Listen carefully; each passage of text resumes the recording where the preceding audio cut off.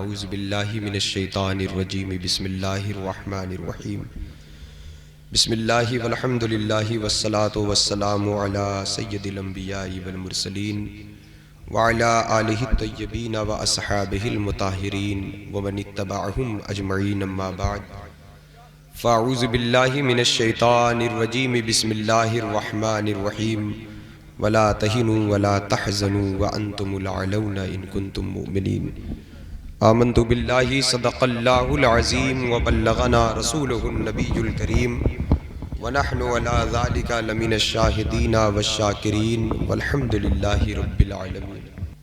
بکار خیش حیرانم مگسنی یا رسول اللہ، پریشانم پریشانم مگسنی یا رسول اللہ، شہا بے کس نوازی کن طبیبا چارہ سازی کن، مریض درد اسیانم مگسنی یا رسول اللہ، اگر رانی وگر خانی غلامم انت سلطانی، دیگر چیزیں نمی دانم مگسنی یا رسول اللہ۔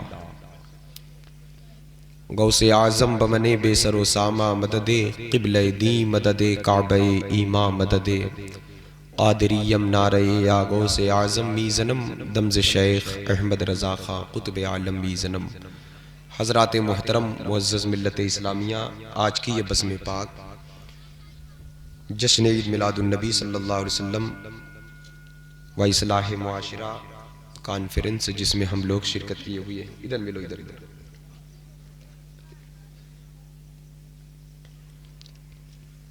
حضرات گرامی وقار، دور و دراز سے علماء کرام شعراء کرام کی جلوہ گری ہے، ممبر پاک پر جلوہ بار شہنشاہ ترنم مداح شفیع محشر عالی جناب محمد عارف اعظمی صاحب قبلہ تشریف فرما ہے۔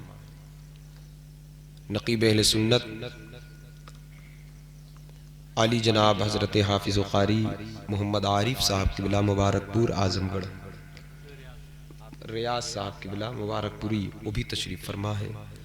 قرب و جوار کے تمام تر مداحان حبیب جلوہ بار ہیں، اور شاعر اہل سنت مداح شفیع محشر جناب محمد احسان شاکر اعظمی صاحب وہ تشریف لا چکے ہیں۔ شہنشاہ ترنم عظمت رضا مظفر پوری صاحب۔ یہ پروگرام جناب محترم محمد عارف بھائی کی طرف سے ہے۔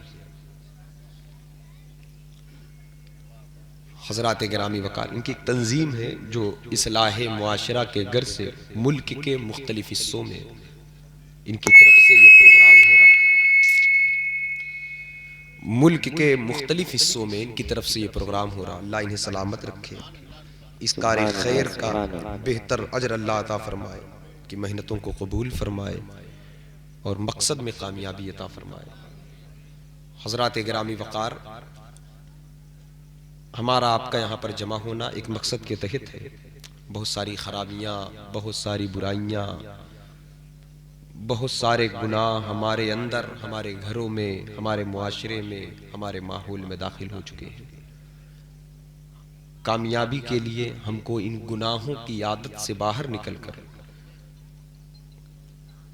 اپنی شریعت آقا کریم علیہ السلام کے سنت کے مطابق زندگی گزارنے کے ارادہ لے کر کے ہم لوگ یہاں پر آئے، کچھ باتیں سیکھیں گے، اس پر ہم عمل کریں گے۔ تو آپ حاضر ہیں، اسی کے لیے چند کلمات میں آپ کے سامنے پیش کروں گا، اس کے بعد نعت پاک کا ایک خوبصورت دور چلے گا۔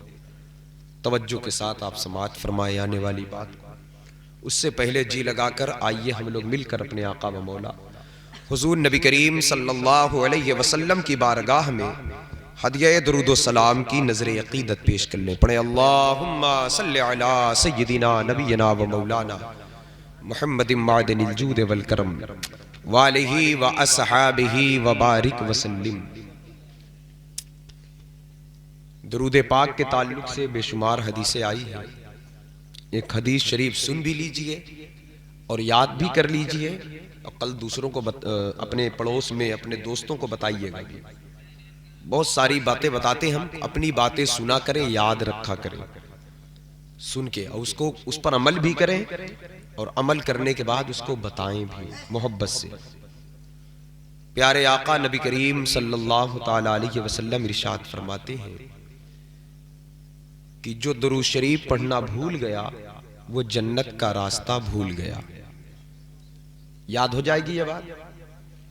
جو درود پڑھنا بھول گیا، بولے بولے بولے کچھ بولو. جو درود شریف پڑھنا بھول گیا، یہ بات یاد رہے گی آپ کو. تو دوسرا رخ پلٹ کر سامنے کا آیا کہ جس کو درود کا وظیفہ یاد ہے وہ اسے جنت کا راستہ یاد ہے. بھائی دوسرا رخ خود پلٹا نا. اگر ہم کہتے آدمی ناٹا ہے تو مطلب لمبا نہیں ہے، ہم کہتے لمبا ہے تو مطلب ناٹا نہیں ہے، ہم کہتے جھوٹا ہے تو مطلب سچا نہیں ہے، ہم کہتے سچا ہے تو مطلب جھوٹا نہیں ہے، ہم کہتے ہیں گرمی ہے تو مطلب سردی نہیں ہے، ہم کہتے ٹھنڈی ہے تو مطلب گرمی نہیں ہے. ہم کہتے جو راستہ بھول گیا، کس وجہ سے بھول گیا؟ درود بھولنے کی وجہ سے. تو جسے درود یاد ہے تو اسے جنت یاد ہے. جسے درود یاد ہے تو اس پر عمل ہوگا انشاءاللہ. انشاءاللہ اس پر عمل ہوگا. انشاءاللہ اس پر عمل ہوگا. زیادہ سے زیادہ درود پڑھنے سے مقدر سنورتا ہے، ایمان کو حلاوت ملتی ہے. ہم ناکام کیوں ہیں؟ اس کی ایک وجہ یہ بھی ہے ہمارا رشتہ ہمارے نبی سے کمزور ہے. ہمارا رشتہ ہمارے حضور سے کمزور ہے، جہاں کی برکتوں سے ہم کامیاب ہوئے تھے. ہم کو عزت نہیں ملی، وقار نہیں ملا سماج میں، ہم ذلیل ہوئے، ہم رسوا ہوئے. کوئی وقار نہیں، کوئی اہمیت نہیں، کیونکہ ہم در مصطفیٰ کے نہیں رہے. کیا کہا اعلیٰ حضرت نے؟ جو تیرے در سے یار پھرتے ہیں، جو تیرے در سے یار پھرتے ہیں، در بدر یوں ہی خار پھرتے ہیں. اس گلی کا گدا ہوں میں جس میں مانگتے تاجدار پھرتے ہیں. یہ بات صرف سننے کے لیے نہیں ہے. ابھی وقت ہے کچھ کر لیا جائے. وقت کم ہے، کام زیادہ ہے. گناہ زیادہ ہے، توبہ زیادہ کرنا ہے. زندگی کم ہے، اس لیے حضرت ابوبکر صدیق رضی اللہ تعالیٰ آپ ارشاد فرماتے ہیں درود شریف پڑھنے سے انسان کے بدن کا گناہ ایسے ہی جھڑنے لگتا ہے جیسے جلتی ہوئی آگ پانی سے بجھنے لگتی ہے. یہ بات یاد رہے گی. درود پڑھنے سے انسان کیسے پاک ہوتا ہے؟ جیسے پانی سے آگ بجھتی ہے. تو پاکیزگی چاہیے کہ انشاءاللہ اس وظیفے کو لازم پکڑیں گے. مائیں بہنیں آپ بھی پڑھیں، آپ بھی پڑھیں. اس کی برکت سے گھر کی منحوسیت ختم ہوگی، معاشرے کی منحوسیت ختم ہوگی.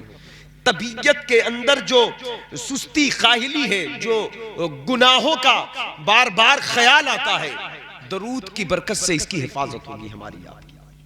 تو لہٰذا ہمیں اور آپ کو چاہیے کہ اس وظیفے کو لازم پکڑیں. پیارے آقا ارشاد فرماتے جو 10 مرتبہ درود شریف روز پڑھے گا قیامت کے دن میں اس کی شفاعت کروں گا. 50 مرتبہ جو درود پاک پڑھے گا بروز قیامت میں اس سے مصافحہ کروں گا. حدیث شریف ہے. 100 مرتبہ جو درود پڑھتا ہے اس کے ماتھے پر لکھ دیا جاتا ہے یہ منافق نہیں ہے اور یہ جہنم سے آزاد ہے.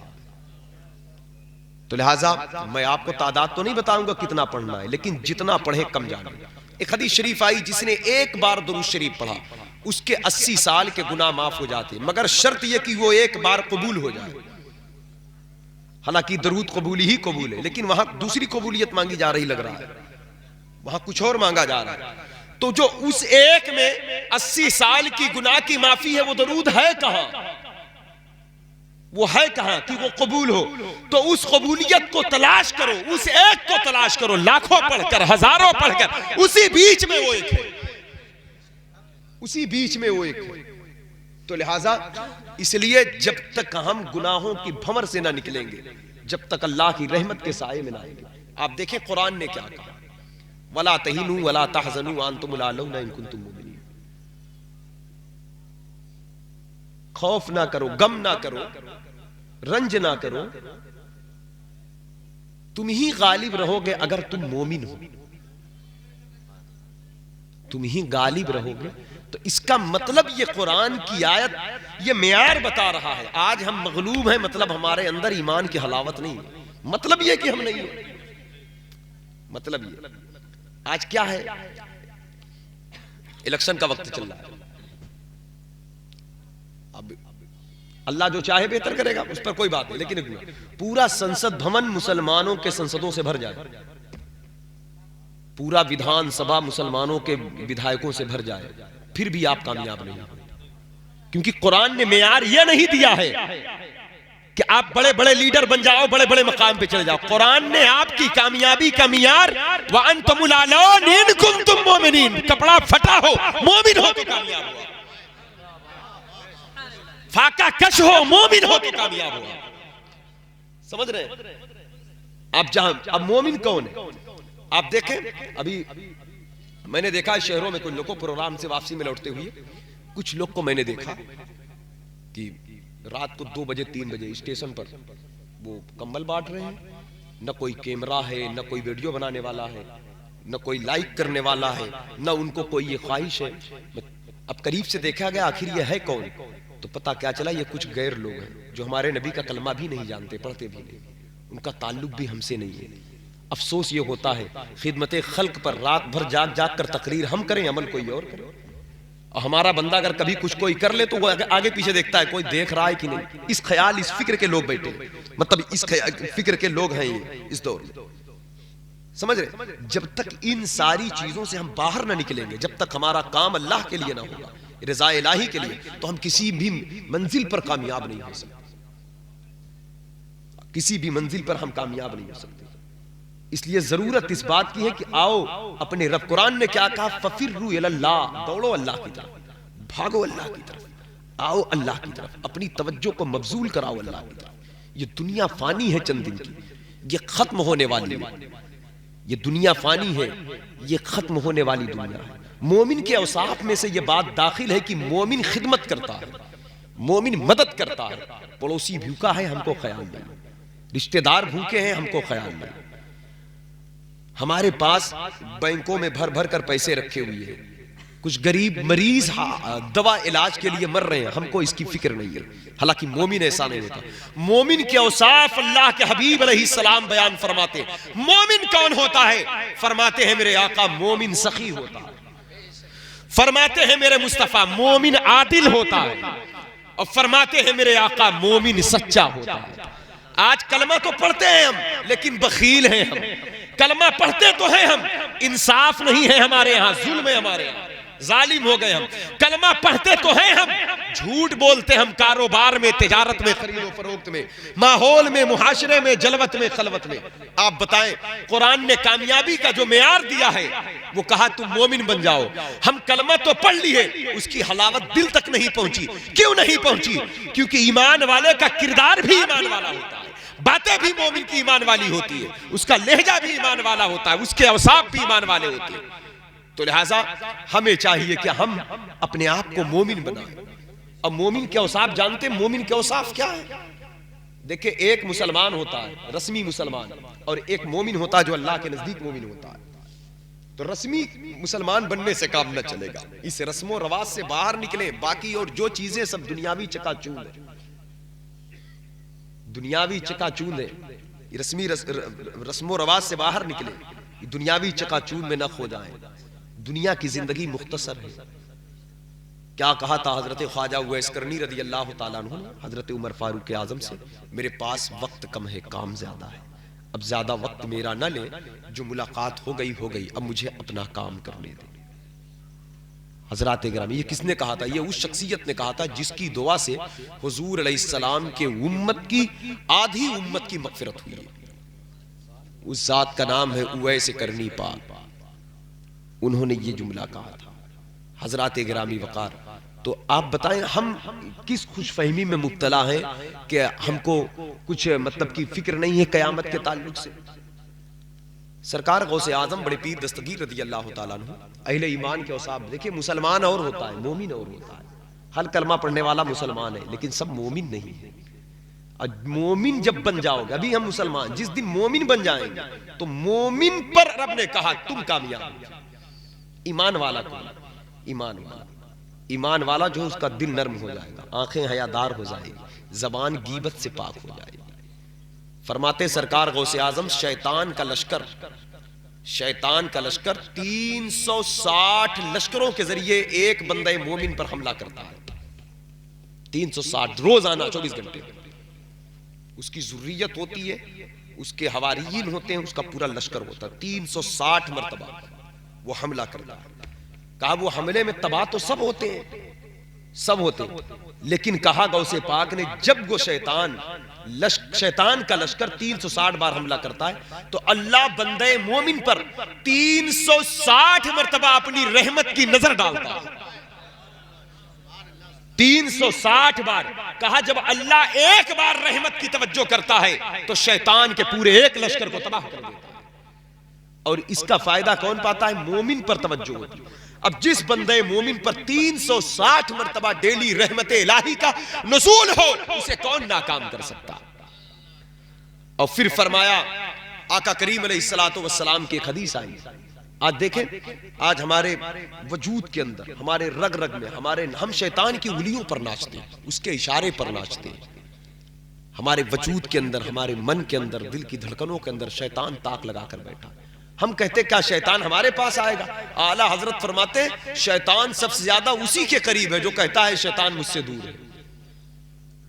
اعلیٰ حضرت نے فرمایا شیطان اسی سے زیادہ قریب۔ حضرت ابو ہریرہ رضی اللہ تعالیٰ عنہ، عظیم صحابی رسول، صحابہ کی جماعت میں سب سے بڑے محدث، امیر المومنین فی الحدیث، دور صحابہ میں صحابہ کی جماعت کا محدث کبیر حضرت ابو ہریرہ رضی اللہ تعالیٰ عنہ، وہ دعا کرتے تھے اللہ مجھے جھوٹ سے بچا، مجھے غیبت سے بچا، مجھے زنا سے بچا، مجھے فساد سے بچا، مجھے غلط کام سے بچا۔ اس طریقے کی دعا کرتے۔ لوگوں نے کہا آپ ایسی دعا کرتے، آپ کو یہ ڈر لگتا ہے؟ آپ حضور کے صحابی، کیا آپ بھی جھوٹ بولیں گے؟ کیا آپ بھی غیبت کر جائیں؟ کیا آپ سے بھی زنا ہونے کا خوف ہے؟ کیا آپ کو بھی شراب پینے کا خوف ہے؟ آپ کہتے ہاں مجھے بھی خوف ہے، مجھے بھی ڈر ہے۔ کہا حضور کے قدموں میں بیٹھ کر رحمت و برکت سے مالا مال ہونے والوں، آپ کو یہ خوف ہے؟ کہا ہاں ہمیں بھی خوف ہے، اس لیے ہمیں خوف ہے کہ شیطان زندہ ہے۔ بات سمجھ رہے ہیں؟ شیطان زندہ ہے، اس لیے ہمیں بھی خوف ہے، اس لیے ہم رب کی پناہ مانگتے ہیں۔ پھر فرمایا اللہ کے حبیب علیہ السلام ارشاد فرماتے ہیں جو شخص صبح سویرے اٹھ کر کہتا ہے اعوذ باللہ من الشیطان الرجیم، تو کہا وہ رب کی پناہ میں آ گیا، رب کی پناہ میں آ گیا۔ کہا جب وہ اللہ کی پناہ میں آ گیا تو شیطان پھر اس کا کچھ نہیں کر سکتا۔ کہنے کا مقصد ہے کہ ہمارے رب سے ہمارا ربط کتنا کمزور ہو چکا ہے۔ اللہ، اگر ہم کبھی اللہ کا نام بھی لیے تو رسمی طور پر لے لیے، علم ہو یا عمل ہو، علم ہو، عمل ہو، پرہیزگاری ہو، تقوی ہو، نماز ہو، روزہ ہو، یہ ساری چیزیں صرف اس لیے ہے کہ ہم سے اللہ راضی ہو جائے، ہم رب کے قریب ہو جائے۔ مقصد یہی، اس کے علاوہ کوئی اور مقصد ہے تو اپنا علم اپنے پاس رکھو، اپنی عبادتیں اپنے پاس رکھو۔ اگر مقصد یہ ہے تو سب کام کرو، ورنہ ساری چیز کنارے ہٹی، ساری چیز۔ اب تو کوئی اچھی بات سننے کو بھی تیار نہیں۔ اب تو دور بڑا عجیب آ گیا نا، یہ بھی قیامت کی نشانی ہو جائے۔ اب تو کسی کی طبیعت نہیں، کتنوں کو الجھن ہوتی ہوگی، جلدی ختم کر دے مولانا، کہاں لے بیٹھے، یہ کیا بات بتا رہے ہیں ہم کو؟ یہ تو 100 برس پہلے کی بات بتا رہے ہیں، یہ سب نہیں سننا چاہیے ہمیں۔ ایسے خیال کے لوگ ہیں، اگر ایسے خیال کے لوگ ہیں تو یہ خیال کیوں جانتے ہیں؟ یہ بھی شیطان ہے دماغ میں، یہ بھی وہی ہے، یہ خیال ڈالا ہے وہی ہے۔ فرمایا بزرگوں نے 3 چیزوں سے تم باہر نکل جاؤ، نفس اور شیطان کے شر سے اور دنیا کی محبت سے۔ اللہ کا مشاہدہ ہوگا، دیدار ہوگا، یہ دیوار، لیکن یہ دیوار اتنی آسان بھی نہیں اتنی آسانی سے گر جائے۔ اس کے لیے پھر رب کے پاس آؤ گے، وہی گرائے گا، وہی گرائے گا۔ رب کے پاس آؤ گے وہی گرائے گا۔ تو رب تک پہنچنے کے لیے آپ دیکھیں حضرت امام احمد بن حنبل رضی اللہ تعالیٰ، آپ کے بیٹے نے آپ سے پوچھا حضرت ابا جان، کہا بیٹا کیا ہے؟ کہا کیا سرکار سیدی معروف کرخی رضی اللہ تعالیٰ عنہ یہ عالم ہے؟ یہ بات علماء کرام کے لیے اس دور کے اور تمام تر لوگوں کے لیے ہے، آپ کے لیے بھی ہے، بڑی نصیحت ہے میرے لیے بھی اس میں، اللہ عمل کی توفیق دے۔ تو کہا کیا وہ عالم ہے؟ کیا وہ محدث ہے؟ کیا آپ کی طرح وہ بھی فقیہ ہیں، وہ بھی مجتہد ہے؟ معروف کرخی جو ہمارے سلسلے کے بزرگ ہیں، سلسلہ قادریہ کہ بہر معروف و سری معروف دے بے خود سری، جن دے حق میں گن جنید باصفا کے واسطے۔ مزار شریف بغداد شریف میں ہے، جن کی مزار شریف پر غوث پاک پیدل جاتے تھے، غوث پاک کے پہلے کے بزرگ، جن کی مزار شریف پر بیٹھ کر غوث اعظم نے چلہ فرمایا ہے، جن کے چہرے کو دیکھ کر کافر کلمہ پڑھ لیا کرتے تھے، جو پیدا ہوئے تھے ایک عیسائی کے گھر میں، جو پیدا ہوئے تھے ایک عیسائی کے گھر میں، اور جس محلے میں ان کا گھر تھا وہ گھر ان کا مسلمانوں کی آبادی میں تھا، مسلمانوں کے بچوں کے ساتھ کھیلتے تھے، بچوں کے ساتھ اور جب اذان کا وقت ہوتا، جب اذان ہوتی تو سارے بچے اپنا کھیل روک کر مسجد کی طرف بھاگتے تھے، کھیل بند کر دے اور مسجد کی طرف جاتے. اور جب مسجد کی طرف جاتے تو یہ بھی تھے عیسائی، لیکن بچوں کے ساتھ، اپنے دوستوں کے ساتھ چلے جاتے مسجد میں، جیسے ان کو دیکھتے ویسے ہی کرتے. مذہب عیسائی تھا. اب بچوں کے ساتھ کھیلتے کھیلتے ان کے دل دماغ میں اسلام اتر گیا تھا. سمجھ رہے ہیں؟ اور آج معاملہ الٹ ہو گیا. آج الٹ ہو گیا. آج ہمارے بچے غیروں کے ساتھ کھیلتے کھیلتے کھڑے ہو کر پیشاب کرنے لگتے ہیں، غیروں کے ساتھ اٹھتے بیٹھتے شراب پینے لگتے ہیں، غیروں کے ساتھ چلتے پھرتے ان کا حلیہ، ان کا مزاج، ان کا لباس غیروں جیسا ہو جاتا ہے. کیونکہ خود تو اسلام ہے نہیں ہمارے اندر، نہ ہمارے ظاہر میں، نہ ہمارے باطن میں. تو میرے دوستو یہ وہ دور تھا. وہی سرکار معروف کرکی رضی اللہ تعالیٰ عنہ آگے چل کر کے اتنے بڑے اللہ کے ولی بنے کہ حضرت امام احمد بن حنبل کہتے ہیں، کہتے بیٹا تم پوچھتے ہو کیا وہ عالم ہے، کیا محدث ہے؟ عالم کی ڈگری، محدث کی ڈگری دیکھتے ہو؟ ان کے پاس جو علم ہے وہ علم ہمارے پاس نہیں. کہا ان کے پاس کون سا علم ہے؟ ان کے پاس کون سا علم ہے؟ کہا ان کے پاس اللہ کا ڈر موجود ہے، اور اس قدر خدا کا خوف ان کے سینے میں موجود ہے کہ وہ خوف، وہ ڈر اور وہ موجودگی پر یقین، خدا کی ذات کی موجودگی پر یقین اور اس کے ذات پر اعتماد، توکل پر اعتماد اس قدر ہے کہ ہم عالم، محدث، فقیہ، محدث ہیں، پھر بھی ہمارے پاس نہیں ہے. اور علم ہوتا ہی وہاں تک پہنچنے کے لیے ہے جہاں تک بغیر پڑھے وہ پہنچ چکے.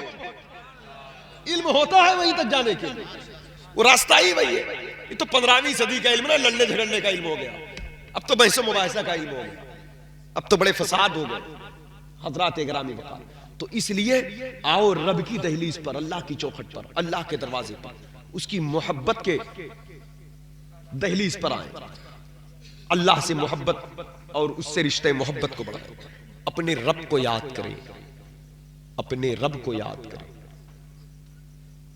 اور اسی دور میں ایک بزرگ تھے حضرت بشر حافی رضی اللہ تعالیٰ عنہ. جزاک اللہ. اسی دور کے بزرگ تھے بشر حافی رضی اللہ تعالیٰ عنہ. یہ بشر حافی اگر شراب پینے کی عادت پڑ گئی ہے، دل دماغ سے سن لے میری بات، میں بھی دعا کر رہا ہوں آپ بھی کریے. اور جن کے ماں باپ جن کے بچے شراب پینے لگے ہوئے، جن کے بچے شراب، اللہ بچائے، میں جملہ بول رہا ہوں اس لیے کہ ایسی شکایتیں ملتی ہیں. نکلو اس سے. یہ 10 20 25 50 سال کی دنیا، اس کی چہرے کچھ اور ہے دکھانے کے لیے، حقیقت کچھ اور ہے. لوگ کہتے ہیں تقریر بہت اچھی ہوئی. تقریر اچھی کہاں؟ تقریر بھی کہیں خراب ہوتی کیا؟ کسی آپ نے عمل کیا کیا تب اچھا ہے. سمجھ رہے؟ تقریر بڑی اچھی ہوئی. لوگ کہتے ہیں فلاں اسے بولتے، فلاں اسے بولتے، بہت اچھا ہے. ارے آپ سب اچھا ہی اچھا ہے. آپ سنے تو کیا کیا؟ کچھ زندگی میں تبدیلی آئی کہ نہیں؟ تبدیلی نہیں آئی تو ماتم کریں اپنے آپ پر. کیوں تبدیلی نہیں آئی؟ کتنا سخت یہ دل ہو چکا ہمارا، کتنا سخت یہ قلب ہو چکا ہمارا. کیوں باتیں اثر نہیں کرتی؟ یہ تو میری زبان اچھی نہیں ہے یا ہمارا دل اچھا نہیں ہے، دو ہی چیز ہو سکتا ہے.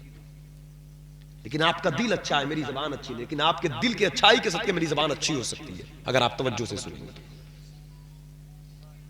حضرات گرامی بتا، اس لیے حضرت بشر حافی یہ شراب کے نشے میں مدہوش رہتے تھے. شراب کے نشے میں مدہوش رہتے. فکری بات، واقعہ مشہور ہے. پورا قرآن ہمارے گھروں میں رکھا ہوا، پورا قرآن، پوری کتاب ہمارے گھروں میں ہے. قرآن کی ایک آیت ہے بسم اللہ الرحمن الرحیم، بس اس کو اٹھایا تھا، احترام میں رکھ دیا تھا اوپر. لیکن وہ کس خلوص، کس محبت سے رکھا تھا، یہ انہی کا انداز تھا. تو عمل میں اخلاص اور محبت کا بھی ہونا ضروری ہے. سمجھ رہے؟ ایک سجدہ انسان کو بڑے مقام تک لے کر چلا جاتا ہے، ہزاروں برس کے سجدے کام نہیں آتے. اس لیے آج ہم ریا کے، دکھاوا کے، نام و نمود کے، نمائش کے شکار ہو گئے. اللہ کے لیے ہمارے پاس کیا ہے؟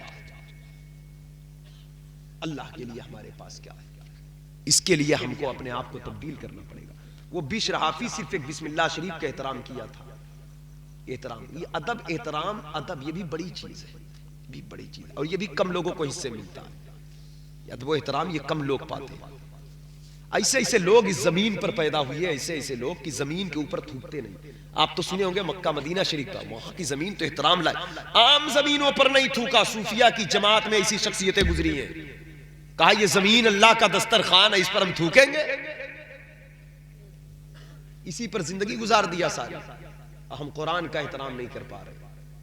اب قرآن کے ادب میں سے خالی یہی ادب نہیں کہ اس کو اوپر رکھ دے، اس کے آداب میں یہ بات داخل ہے، اس کو دیکھنا عبادت ہے، لیکن عبادت صرف دیکھنے تک محدود نہ ہو جائے، اسے پڑھنا بھی لازم ہے، اسے سمجھنا بھی لازم ہے۔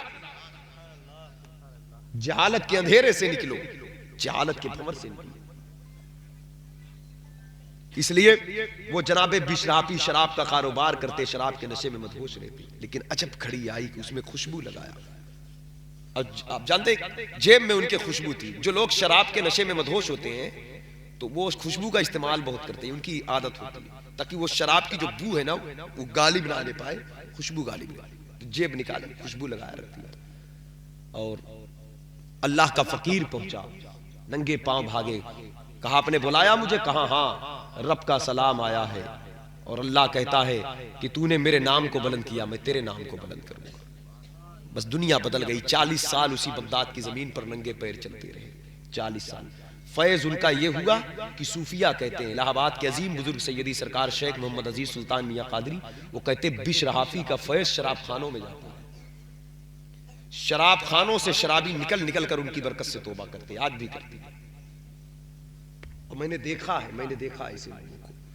اور کہا جب لوگ شراب کی عادت پڑ جائے تو خود بھی دعا کریں، اور ان کے والدین، ان کے گھر کے لوگ بھی دعا کریں، یا اللہ بشر حافی کے صدقے میرے بچے کو اس بری عادت سے نجات دے دے، ان کا فیض جاری کر دے، ان کے قلب کا، ان کے روح کا، ان کے ظاہر کا، ان کے باطن کا۔ اتنے بڑے متقی گزرے ہیں بشر حافی کہ بغداد شریف میں آنے والے نلوں سے کنویں کا پانی نہیں پیتے تھے، وہ بالٹی لے کر، جگ لے کر کے، اس دور میں جو برتن ہوتے لے کر دریائے دجلہ بغداد شہر میں جاتے۔ پوچھتے کہ کیوں نہیں پیتے پانی؟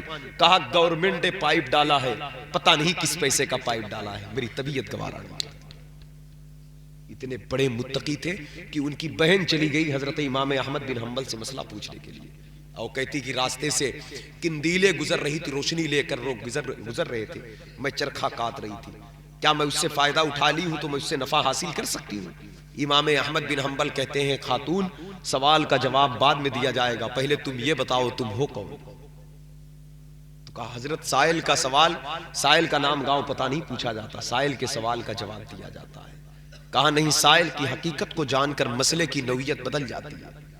تجربے کار جو مفتی ہوتا ہے نا، آج بھی تجربے کار، اگر نااہل ہے تو خالی فتویٰ ٹھوکے پڑا رہتا ہے، کیسی بھی آج، لیکن جو تجربے کار مفتی ہوتا ہے اگر کسی شخصیت کے تعلق سے سوال ہو تو پہلے غور کرتا ہے۔ سمجھ رہے؟ اس صدی میں حضرت بہت سارے فساد اسی لیے کہ مطلب جس کو پایا بس ایک ہی قلم کے نوک سے ایک ہی میں اڑا دیا سب، کسی شخصیت کے بارے میں سوال۔ امام احمد بن حنبل نے کہا تم ہو کون؟ کہا میرے سوال کا جواب دیا جائے، یہ آپ کیوں جاننا چاہتے میں کون ہوں؟ کہا نہیں، تیرا سوال بتا رہا ہے، تو کوئی معمولی عورت نہیں ہے، پتہ نہیں کتنا غریبوں، یتیموں، مسکینوں کا مار کر، کھا کر، لوٹ کر بیٹھے ہیں، پی کر بیکار نہیں لے رہے ہیں، تو ہے کون جو یہ پوچھنے چلی آئی کہ کوئی روشنی گھر کے قریب سے گزر رہی، میں نے اس سے فائدہ لے لیا تو جائز ہے کہ نہیں؟ مسئلہ بالکل ایسا ہے، گھر کے دروازے سے کوئی موٹر سائیکل گزر رہی ہو یا بس کار جا رہی ہو، آنگن میں روشنی آ جائے تو آپ اس سے کچھ فائدہ اٹھا لو 1 منٹ کے لیے، تو یہ جائز ہے کہ نہیں؟ بتائیے، سمجھ رہے؟ کہا سوال بتا رہا، کہا حضرت جب پوچھنا چاہتے ہو تو سنیں، میں بشر حافی کی بہن ہوں۔ کہا تمہارے لیے جائز نہیں۔ کہا میرے لیے جائز کیوں نہیں؟ کہا تیرا بھائی بہت بڑا متقی ہے، تقویٰ کے گھرانے سے تیرا تعلق ہے، تجھے میں اجازت نہیں دے سکتا، کوئی اور عورت ہوتی تو اجازت ہے اس کے لیے۔ آپ اندازہ کریں، پتہ کیا چلا جب گھر میں دین آتا ہے تو گھر کے ہر فرد کا مقام بلند ہوتا ہے۔ گھر میں جب تقویٰ کی بہاریں آئیں، بھائی متقی ہو تو بہن کا مرتبہ بڑھ جائے۔ اس لیے میرے دوستو، ہمیں اور آپ کو چاہیے کہ ہم سچے مسلمان بنیں، سچے مومن بنیں، اپنے اندر اسلام پیدا کریں، اپنے گھروں میں اسلام پیدا کریں، اپنے باتوں میں سچائی اور صداقت کے دامن کو پکڑیں۔ ہمیشہ ہمارے بزرگوں نے اپنے لفظوں سے زیادہ، اپنی باتوں سے زیادہ، کچھ لوگوں کی باتیں بہت پیاری پیاری ہوتی ہیں لیکن میرے دوستوں باتوں سے کام صرف نہیں چلے گا، کردار سے دین پھیلا ہے۔ غوث پاک کہتے ہیں میرے ہاتھ پر سب سے پہلے جس گروہ نے توبہ کیا تھا وہ میری تقریر سن کر کے نہیں، میری سچائی دیکھ کر کے۔ 18 سال کی عمر تھی جو بغداد شریف کا سفر تھا۔ ہندوستان کی زمین پر اسلام کا قیام ہوا ہے تو جو صحابہ اکرام کی جماعت اور تابعین کی جماعت آئی تھی کیرل کے علاقوں میں، تو وہ تقریر کرنے نہیں آئے تھے، وہ کپڑے بیچنے آئے تھے۔ ان کی سچائی کے بنا پر لوگوں نے کلمہ پڑھا، مسجدوں کی تعمیر ہو گئی۔ کہا جب یہ سچے اتنا ہے تو ان کے نبی کتنے سچے ہوں گے۔ آج کاروبار میں جھوٹ، خرید و فروخت میں جھوٹ، اٹھتے بیٹھتے جھوٹ، جھوٹ کو ہم نے معمولی گناہ سمجھ رکھا ہے، جھوٹ کو ہم نے معمولی گناہ سمجھ رکھا ہے۔ اس گناہ سے باہر نکلے، جھوٹ سے۔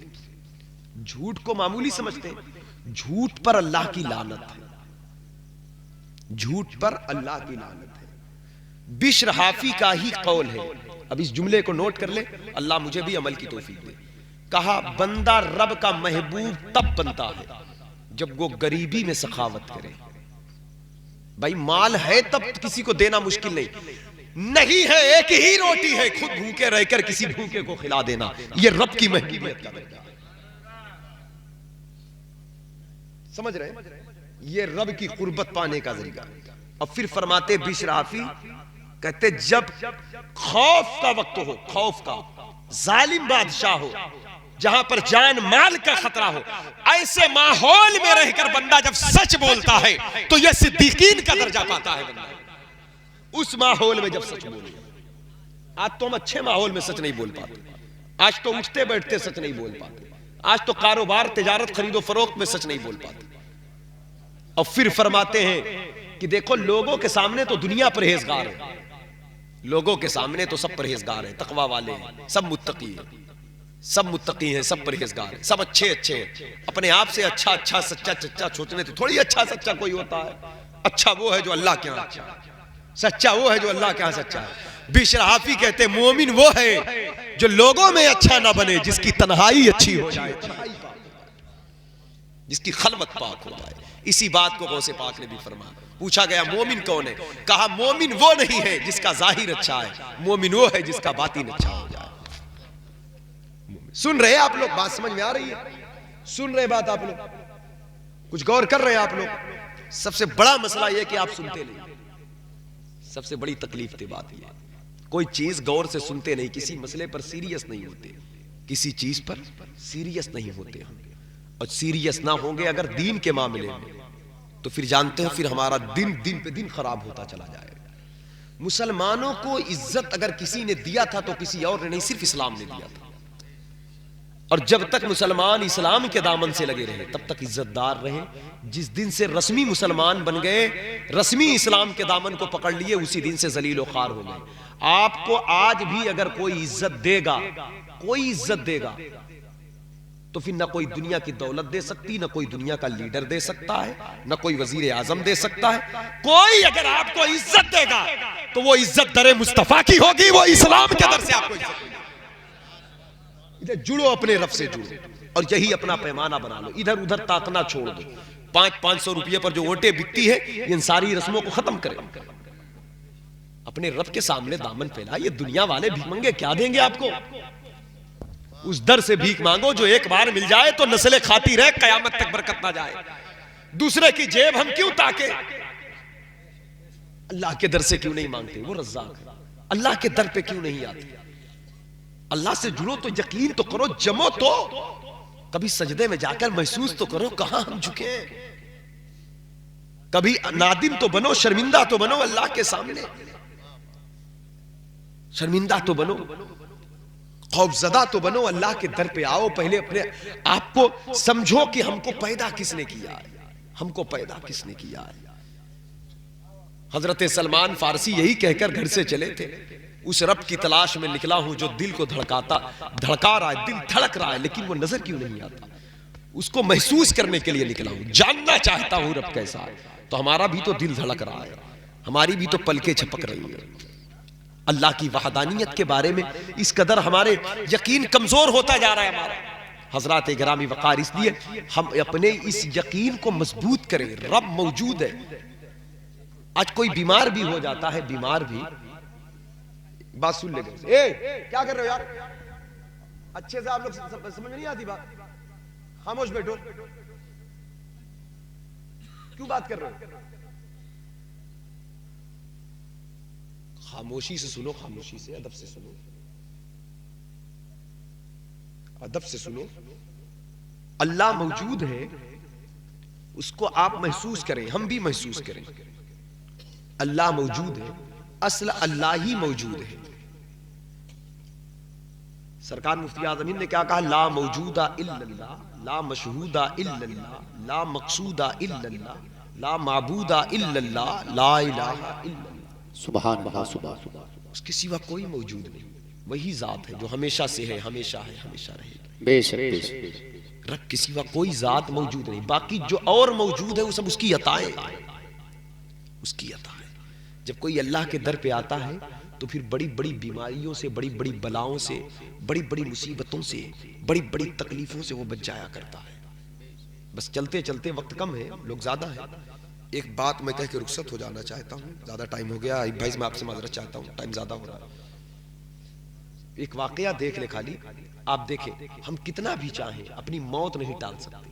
ٹال سکتے کل ہمارے ساتھ کیا ہوگا ٹال سکتے ہو؟ حادثہ ہونے والا ہے, ہاتھ ٹوٹنے والا ہے, سر پھٹنے والا ہے, کر سکتے ہو؟ ہاں؟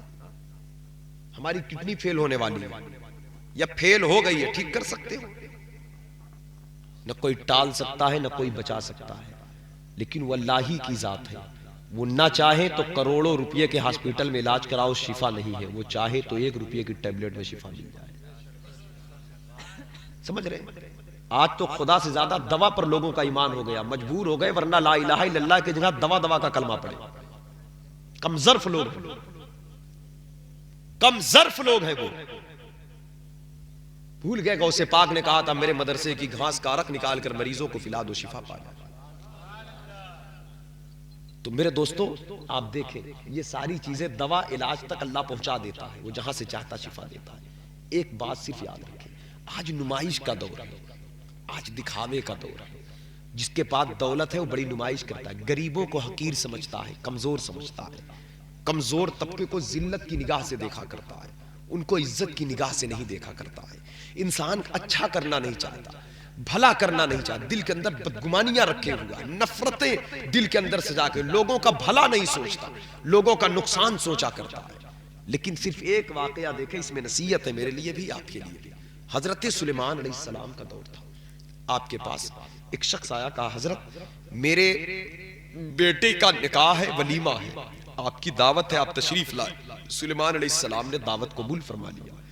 دوسرے دن جب ولیمے میں جانے کے لیے آپ نے شرکت کیا تو ملک الموت آ گئے. حضرت سلیمان علیہ السلام سے کہتے آپ دعوت میں نہ جائیں, آپ دعوت کھانے نہ جائیں. کہا کیوں نہ جاؤں؟ کہا کہ میں جا رہا ہوں, میں نہیں چاہتا کہ جہاں میں جاؤں وہاں آپ جائیں, کیونکہ جہاں میں جاؤں گا وہاں ماتم مچے گا. بھائی ملک الموت کیا کرنے جائیں گے؟ تو کہا کہ کس کی روح قبض کرنا ہے؟ کہا جو بیٹا اس کا دولہا بنا ہے اسی کا نمبر ہے. آج اللہ نے بھیجا ہے مجھے, آپ نہ جائیں. جو دولہا بنا ہوا, محفل سجی ہوئی ہے. ملک الموت جب پہنچے, وہاں پر پہنچے, پہنچنے کے بعد واپس چلے گئے. دوسرے دن لڑکے کا باپ پھر آیا سلیمان علیہ السلام سے, کہنے لگا آپ دعوت کھانے نہیں آئے؟ میں نے کہا تھا, آپ نے وعدہ کیا تھا. کہا سب خیریت سے ہو؟ کہا سب ٹھیک سے ہو گیا. بچے ٹھیک ہیں آپ کے؟ کہا ہاں الحمدللہ. تو سلیمان علیہ السلام سوچ میں پڑ گیا, جب فرشتے جھوٹ نہیں بولتے, معصوم ہوتے ہیں. وہ ملک الموت کے, میں سلیمان پیغمبر نبی دھوکہ نہ کھاتا ہے نہ دھوکہ دیتا ہے, آخر وجہ کیا ہے؟ پھر ملک الموت کو یاد فرمایا. ملک الموت پھر آئے, کہا بات کیا ہے؟ میں تو جواب نہ دے سکا اپنے محلے کے اس رئیس آدمی کو, آخر بات کیا ہے کہ اس بیٹے کی روح قبض کرنے آپ گئے تھے. تو کہا ہاں میں روح قبض کرنے ہی گیا تھا, لیکن جیسے ہی میں پہنچا میں نے دیکھا دروازے پر ایک ضعیفہ عورت کھڑی ہوئی ہے, پھٹے پرانے لباس ہے, اس کی کوئی دعوت نہیں تھی, بس وہ بھوک کی وجہ سے دروازے پر آ گئی. بھوک کی وجہ سے جب دروازے پر آئی تو اس نے کھانے کا اظہار کیا. تو لڑکے کے والد نے اس ضعیفہ کو وہیں لے جا کر ٹوٹی پھوٹی پلیٹ میں برتن میں دور کھانا نہیں دے دیا جانوروں کی طرح, بلکہ اسے لا کر جہاں اس کے خاص مہمان بیٹھے تھے لا کر عزت کے مسند پر بٹھایا. اب دیکھیں کام وہی ہوتا ہے. میں جو فکر دینا چاہتا ہوں سمجھنے کی کوشش کریے. اچھا اچھا سب کر لیتے ہیں, اچھا اچھا, لیکن اچھا اچھا کرنا ہی کمال نہیں ہے. آپ نے کتنی محبت کتنے خلوص سے کیا ہے یہ کمال. برکت اس پر آتی ہے. یتیم کو کھانا کھلانا کمال نہیں, کمال ہے, لیکن کمال پر کمال تب ہے کہ یتیم کو یتیمی کا احساس نہ ہونے دو, اسے احساس دلاؤ کہ میں تیرا باپ ہوں. مطلب ایسا نہیں ہے کہ وہ مجبور ہو کر کھائے آپ کا, شرما شرما کر کھائے آپ کا, ہمیشہ آپ کا احسان مند رہے. وہ احساس ہو کہ آپ کے احسان تلے دبا رہے. عورتیں خدمت کرتی ساس کی, سسر کی, ضعیفوں کی, نک نک نک کر کر کے 10 باتیں سنا کر ناک چڑھا چڑھا کر خدمت کریں گی. کچھ ہاتھ نہیں آئے گا, محبت سے کرو, اللہ جنت دے گا. ضعیفوں کمزوروں کی خدمت معمولی چیز ہے. حضرت ابو بکر صدیق جاتے تھے ضعیفہ کو اپنے منہ میں, نوالے کو باریک کر نرم کر کے ضعیفہ کے منہ میں ڈالا کرتے تھے. آپ کے وصال کے بعد حضرت عمر فاروق اعظم گئے تو نوالا ڈالا تو کہا تو وہ نہیں ہے جو پہلے آتا تھا. کہا تو نابینا ہے, پہچانی کیسے؟ کہا وہ نوالا ڈالتا تھا تو نوالا بڑا نرم ہوتا. سیکھو یہ ساری چیزیں, یہ اسلام ہے, یہ اسلام ہے. خدمت کرنا سیکھو, خدمت کرنا سیکھے. مسلمان ہمیشہ خادم رہا اور خدمت کی بنا پر مسلمان مخدوم بنا. کچھ کیا کرے, ذرا تھا پیسہ کمانے لگے تو گھر کا کام کرنا ہمارے لیے دشوار بن گیا. ماں کی, باپ کی, بھائی کی, بہن کی, پڑوسی کی, ختم کر دو نفرتوں کو, دوسرے بھی اپنے نظر آئے, مزہ آ جائے. حضور نے جوڑا کل مومنون اخوہ, تمام مومن آپس میں بھائی بھائی. ایک مسلمان دوسرے مسلمان کے لیے ایسا ہی ہے جیسے جسم کا حصہ. درد انگلی کو ہو تو تکلیف سر میں, بھائی انگلی میں درد ہو تو پورے بدن کو احساس ہوتا ہے. پڑوسی کا گھر لوٹ رہا ہے, رشتہ دار کا لوٹ رہا ہے, ہم اپنے آپ کو نہیں پہ, ہمارے زوال کا ایک وجہ سبب یہ بھی ہے, سمجھ رہے, کیونکہ ہم صرف رسموں میں رسمی مسلمان ہیں, سب کچھ رسم بچا ہے.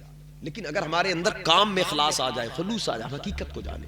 کیونکہ اس لڑکے کے والد نے جو کھانا کھلایا تھا, کھانا تو ہمارے گھر بھی غریب آتے کھا کر جاتے ہیں, آپ کے یہاں بھی جاتے جاتے, لیکن ہم اس عزت کے مسند پر نہیں بیٹھاتے کہ مطلب کہ جہاں پر خاص مہمان ہیں, کیونکہ ہم کو تکلیف ہونے لگتی ہے, کیونکہ اس کے کپڑے پھٹے ہیں پورا, ہم تو یہ سب دیکھنے لگتے ہیں نا, لباس دیکھنے لگتے ہیں نا, ہم کو تو اپنا اسٹیٹس نظر آنے لگتا ہے نا, ہم تو دنیاوی آو بھاؤ آبا ڈھابا کی قدر کرتے ہیں نا, ہمارے یہاں انسانیت کی قدر نہیں ہے. لیکن میرے دوستو, اس ضعیفہ کو کھانا لایا, کھانا کھلایا محبت سے. جب وہ کھانا کھا چکی تو ملک الموت کہہ رہے ہیں سلیمان علیہ السلام سے, ملک الموت کہتے ہیں اس ضعیفہ نے کھانا کھایا, کھانا کھا کر اس نے کہا اے اللہ, اے اللہ, اے اللہ. جب دل سے یاد کرو اللہ کو نا, یا رب, لفظی نہ کہا کریں اللہ, کبھی کہو دل سے پیار سے کہا کرو اے اللہ. مصیبت آئے تو کہو اللہ, صبح اٹھو تو کہو اللہ. اے نوجوانوں, میں آپ سے کہتا ہوں 20 سال 22 سال 25 سال 30 سال 40 سال جو عمر ہے, بغیر دوا کے چلتے ہو, کھاتے ہو, پیتے ہو, اٹھتے ہو, نہ دوا کے لیے, نیند کے لیے نہ تو بستر ڈھونڈنا پڑتا ہے, نہ نیند کے لیے ٹیبلٹ ڈھونڈنا پڑتا ہے, ساری چیزیں ہیں. اس کے بعد بھی کبھی دل سے کہتے ہو اے اللہ تیرا شکر ہے؟ کیوں نہیں کہتے؟ لوگ کہتے ہیں کہ شیطان ہمارے پاس, شیطان کا اس سے بڑا قبضہ کیا ہوگا بدن پر, وجود پر, زبان پر, کہ اللہ کے شکر سے غافل ہو گئے. اور کامل لوگ تو تکلیفوں میں کہتے ہیں. ایوب علیہ السلام تو کہتے تھے اللہ تیرا شکر ہے, بدن تکلیف میں اللہ تیرا شکر ہے. تو جب دل سے اللہ کی آواز نکلے, سمجھ رہے, تنہائیوں میں بیٹھا کرے, اللہ کو بارگاہ میں تنہائیوں میں وقت دیا کرے, تنہائیوں میں, گھروں میں اکیلے بیٹھا کرے جہاں کوئی نہ ہو. حدیث پاک میں آیا 2 رکعت نماز جو کوئی نہ جانے تمہارے رب کے سوا 70 سال کی عبادت پر بھاری ہے. وہ 2 رکعت نماز آپ کی بیوی بھی نہ جانے, آپ سجدہ کر جاؤ جس کے لیے سجدہ کر رہے ہو. باقی جو یہ فرض نماز ہے, یہ رب تو ظاہر ہے تو ہوتا ہی رہے گا. کچھ وقت خاص کر دو اپنے رب کے لیے, اپنے رب کے لیے کچھ وقت. پھر دیکھو انقلاب کیسے. اپنی سوچ سے انسان, ہر آدمی تو سوچتا ہے ہم کہاں سے کہاں بن جائیں, لیکن کبھی بن پایا؟ یہ سوچ ادھوری ہے, یہ شیطانی فطرت ہے. کچھ نہیں ہوگا, اپنی سوچ بھی خدا کے حوالے کر, اپنی فکر بھی اللہ, اپنے گمان بھی رب کے حوالے کر, وہ جیسا چاہے گا کر دے گا. آج وہ ضعیفہ ہاتھ اٹھاتی ہے, ہاتھ اٹھا کر کہتی ہے اللہ دولہا کے دلہن کے عمر میں برکت دے دے. ایک کھانا تھا عمر میں، ملک الموت اس کے قلب پر اٹیک کرنے گئے، روح کو آواز آئی خبردار واپس آ جا۔ تقدیر بدل گئی نا۔ اب آپ کا سوال کر سکتے ہیں مولانا کیا اللہ نے موت لکھا تو لکھا ہوا بھی بدلتا ہے؟ اللہ نے جب لکھ دیا تھا ملک الموت، ہاں لکھا ہوا بھی بدلتا ہے۔ تقدیر کی 3 قسمیں حدیث پاک میں آئی، ایک تو نہیں ٹلتی وہ رب کے علم میں، لیکن 2 اس سے ٹل جاتی ہیں۔ حضرت عمر فاروق اعظم نے خانہ کعبہ کا طواف کرتے ہوئے دعا فرمایا تھا، اے اللہ میرا نام نیک لوگوں میں ہے تو اسے وہیں پر محفوظ رکھ، برے لوگوں میں لکھا ہے تو وہاں سے مٹا کر نیک لوگوں میں لکھ دے۔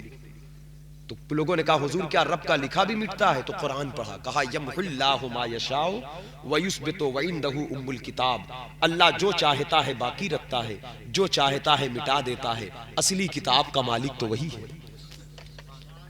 اصل کتاب اسی کے بعد۔ غوث پاک نے نہ جانے کتنوں کو دعا کر کے عمر بڑھایا، پورے بغداد کے بزرگوں نے کہا تھا تم مر جاؤ گے سفر میں نہ جانا، غوث پاک کہتے ہیں جاؤ تم زندہ واپس آؤ۔ غوث پاک نے دعا فرما دیا تھا، ان کی عمر بڑھا دی گئی۔ تو بہت سارے لوگ کہتے ہیں نا حدیث پاک صدقہ بری موت سے بچاتا ہے، صدقہ خیرات یہ بری موت سے بچائیں، یہی چیز ہے، مطلب یہی چیز ہے۔ انسان کسی حادثے کا شکار ہونے والا ہے، اگر صدقہ کیا، ہم اور آپ تو نہیں جانتے اللہ نے موت ٹال دیا، بیماری ٹال دیا، بلا ٹال دیا۔ کل مرنے والا اس کا رئیس آدمی کا بیٹا جو دولہا تھا مرنے والا تھا، لیکن اسے خبر نہیں تھی، باپ نے ضعیفہ کو کھانا کھلایا، دعا کہاں سے کہاں لے کر چلی گئی۔ جس گھر میں ماتم مچنے والا تھا، ایک لقمہ کھانا خوشیوں میں اضافہ کر دیا۔ میرے دوستو تو ہمیں تکلیف ہوتی ہے، ہم یہ سب کرنا نہیں جانتے۔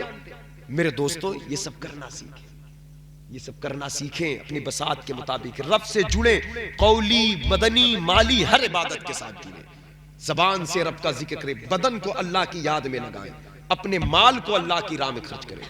رمضان کا انتظار لوگ کرتے، رمضان آئے تو زکات دے، افسوس ہے بندہ بھوکا ابھی مر رہا ہے، کھانا رمضان میں کھلاؤ گے؟ سردی ابھی لگ رہی ہے، کپڑے رمضان میں پہناؤ گے، گرم کپڑے رمضان کے اپریل مئی کی گرمی میں بانٹو گے؟ آدمی مریض ابھی ہے، دوا علاج رمضان میں کراؤ گے تو رمضان میں 70 ملے گا، ہاں یقیناً رمضان میں 70 ملے گا، لیکن مالک ہے وہ وقت پر بھوکوں کو کھانا کھلا دو، بغیر رمضان کے بھی وہ 70,000 دینا جانتا ہے، محتاج تھوڑی ہے وہ، مالک ہے وہ۔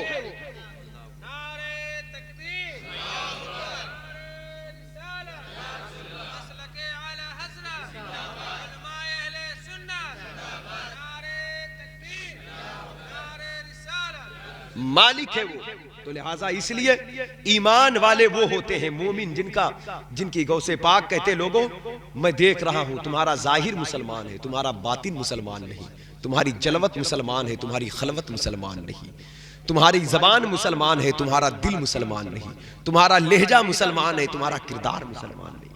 اس لیے قرآن نے کہا مومن بن جاؤ کامیاب ہو جاؤ گے، تو اس لیے اسلام کو دل تک اتارو، ہر بری رسموں کو ختم کریں، بری اور بے حیا چیزوں سے باہر نکلیں، اسلام سیکھیں اور اسلام کو پڑھیں، جہالت کے اندھیروں سے نکلیں، جہالت کے اندھیروں سے نکلیں۔ بے عارف بھائی بتا رہے تھے علامہ اعظمی صاحب کی بلا مفکر اسلام علامہ قمر الزمان اعظمی دامت برکاتہ العالیہ، ان کا ایک جملہ پہلے بھی میں نے سنا تھا لیکن آپ کو بتا رہا ہوں، لگتی بات ہے حقیقت بتا رہا ہوں، دل چل جاتا ہے ایک دم کہ سب سے جاہل طبقہ جو ہے سماج میں، اگر آج کے دور میں پورے ملک میں سب سے زیادہ جاہل طبقہ، وہ پوری دنیا کی بات کر رہے ہیں، وہ تو پوری دنیا میں، لیکن ہم اپنے ملک کی بات کریں، اور یقیناً یہی ہے سب سے جاہل طبقہ، کم پڑھا لکھا طبقہ جو ہے مسلمانوں کا ہے، اور مسلمانوں میں بھی مسلمانوں میں بھی سب سے کم پڑھا لکھا طبقہ سنیوں کا ہے، سمجھ رہے ہیں؟ تو یہ کیا ہے جہالت ہماری، پتہ نہیں، تو دین کی طرف آئیں، کچھ سیکھیں، کچھ نہ پڑھیں، کم سے کم دین تو پڑھ لیں، اسلام تو پڑھ لیں، سیکھیں سمجھیں، اس پر عمل کریں، بری بے حیا چیزوں سے نکلیں، اسلام کے معاملے میں سیریس ہوں، اسلام ہمیں عزت دینے آیا ہے۔ آخر دیکھیں کتنے لوگ چلے گئے، ہم رہیں گے کیا؟ 10 سال پہلے کتنے لوگ یہاں بیٹھ کے میلاد شریف سنتے تھے، کوئی اور عالم بولتا تھا یہاں پر آ کر کے، آنے والے 2 4 5 10 سال میں ہم نہیں رہیں گے، یہاں کوئی اور بیٹھا ہوگا، یہاں کوئی اور بیٹھا ہوگا، 2 4 10 سال کے لیے ہم کہاں سے کیا کرتے ہیں؟ تھوڑی سی تکلیفیں اٹھا لیں اللہ کے لیے، اللہ قبروں کو روشن کر دے گا، تھوڑی سی تکلیف اٹھا لیں۔ مسلمان قید خانے میں ہے دنیا میں، آخرت اس کی جنت ہے، تو لہٰذا اس جنت کی تیاری کریں، کہیں ایسا نہ ہو کہ دنیا کے جنت کے بنانے کے چکر میں آخرت نہ قید خانہ بن جائے۔ یہاں کی زندگی تو کل 50-60 سال ہے، وہاں تو ایک دن 50,000 سال کا۔ اور اس کے بعد اپنی قدر و قیمت کو سمجھے، اپنے آپ کو، اپنے مقام کو سمجھے۔ ہماری حیثیت کوئی نہیں، ہمارا کوئی وقار نہیں اس ملک کے اندر، لیکن اس کی وجہ ایک یہ ہے، ہم کسی کو کچھ کہیں، ہمارا ایمان کمزور ہوگا، اسلام کمزور ہوگا، بدعملی کے شکار ہوئے، ہم شراب کے اڈوں کی زینت بنے، زنا اور بدکاری کے اڈوں کی ہم رونق بنے، رشوت، سود، بیاج، حرام، یہ ساری چیزیں جب ہمارے یہاں خلط ملط ہو گئی، کھانے پینے میں تمیز نہ رہا، تو حضرات گرامی روحانیت ہم سے اٹھ گئی اور ہم ایک دم کمزور ہو کر رہ گئے۔ ہم خالی غوث پاک کے نام کا لنگر تو کھا لیتے ہیں، غوث پاک کی تعلیم کا اثر نہیں۔ غوث پاک کہتے ہیں میں اس باپ کا بیٹا ہوں جنہوں نے ایک سیب کی قیمت کو 12 سال تک چکایا ہے۔ حضرات گرامی کیا وجہ تھی؟ پتہ کیا چلا؟ مشکوک غذا کو بھی ترک کرنے والے ہمارے مشائخ ہیں، اور کنفرم حرام کی غذا ہے اس کو نگل جانے والا ہمارا کردار ہے۔ اس سے بچے، اس بھور سے باہر نکلے۔ اللہ کی رحمتیں ہمارے ساتھ ہیں، اللہ کا دین ہمارے ساتھ ہے، اللہ کے محبوب کا چہرہ ہماری طرف ہے، اللہ کے نبی کی توجہ ہمارے ساتھ ہے، حضور کی شفاعت ہمارے ساتھ ہے، حضور کے در کا جلوہ ہمارے ساتھ ہے، بزرگوں کی، اولیاء کی روحانیت ہمارے ساتھ ہے۔ ہمیں چاہیے ہم ان کے ساتھ ہو جائیں، ہم ان کی تعلیم کے ساتھ، ان کے نظریات کے ساتھ، ان کے افکار کے ساتھ، ان کے فکر کے ساتھ ہو جائیں، اپنے آپ کو پہچانیں، اپنے آپ کو سمجھیں، تاکہ اللہ تعالیٰ دونوں جہاں میں سرخروئی عطا فرمائے، سربلندی عطا فرمائے۔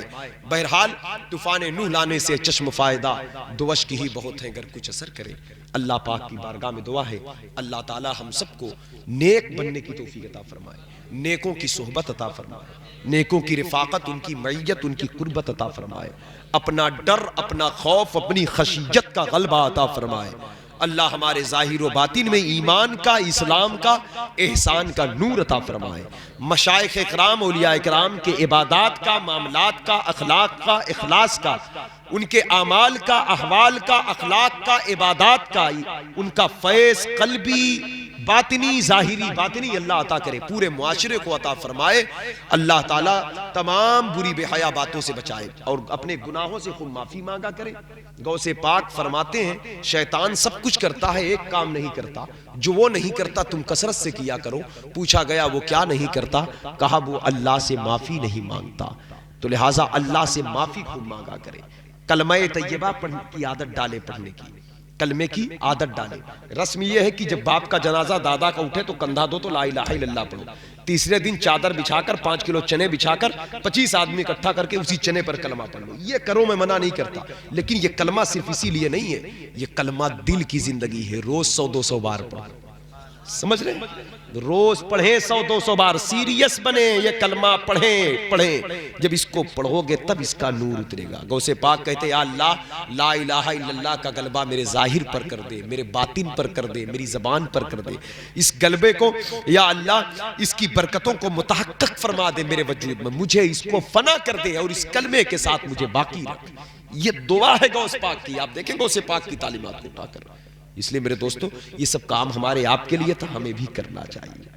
اللہ تعالیٰ ہم سب کو خوب کلمہ حق پڑھنے کی توفیق دے۔ بڑے گناہوں سے معافی مانگ لے، اپنے اگلے پچھلے ظاہر باطن تمام گناہوں سے۔ جب کوئی جوان آدمی توبہ کرتا ہے تو اللہ بہت خوش ہوتا ہے۔ تمام گناہوں سے معافی مانگے اور آئندہ گناہوں سے بچنے کا ارادہ کرے۔ پڑھے استغفر اللہ استغفر اللہ استغفر اللہ کل ذنوبی یا ستار یا غفار، بحق نبی کا محمد صلی اللہ علیہ وسلم، بحق الشیخ عبد القادر الجیلانی۔ پڑھے حق لا الہ الا اللہ محمد رسول اللہ صلی اللہ علیہ وسلم۔